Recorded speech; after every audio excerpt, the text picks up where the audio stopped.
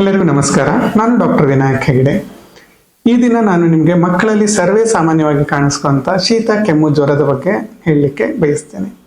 ಮಕ್ಕಳಲ್ಲಿ ಸರ್ವೇ ಸಾಮಾನ್ಯವಾಗಿ ಶೀತ ಜ್ವರ ಕಾಣಿಸ್ಕೊಳ್ಳೋಕೆ ಮುಖ್ಯ ಕಾರಣ ಅಲರ್ಜಿ ಅಥವಾ ಇನ್ಫೆಕ್ಷನ್ ಇಂದ ಇರುತ್ತೆ. ಅಲರ್ಜಿ ಶೀತ ಇದ್ರೆ ಜ್ವರ ಇಲ್ಲದೆ ಬರ್ತಾ ಇರುತ್ತೆ, ಕೆಮ್ಮು ಶೀತ ಯಥೇಚ್ಛವಾಗಿ ಕಾಣಿಸ್ಕೊಳ್ತಾ ಇರುತ್ತೆ, ದಮ್ಮು ಅಸ್ತಮಾನು ಅದರಲ್ಲಿ ಒಂದು ಬಗೆಯಾಗಿರುತ್ತೆ. ಅದು ಕಾಮನ್ ಡಸ್ಟ್, ಹೇ, ಪೋಲನ್ ಅಲರ್ಜಿನ್ ಆಗಿ ಕಾಣಿಸ್ಕೊಂಡಿರ್ಬೋದು. ಅದಕ್ಕೆ ನೀವು ಅದನ್ನು ತಪ್ಪಿಸಿ ಮಕ್ಕಳಲ್ಲಿ ಅದಕ್ಕೆ ಅನುಗುಣವಾಗಿ ಇಮ್ಯೂನ್ ಥೆರಪಿ ಕೊಡಿಸೋದ್ರಿಂದ ಅಲರ್ಜಿ ಕಾಯಿಲೆಯಿಂದ ಮುಕ್ತರಾಗಿ ಮಾಡಬಹುದು.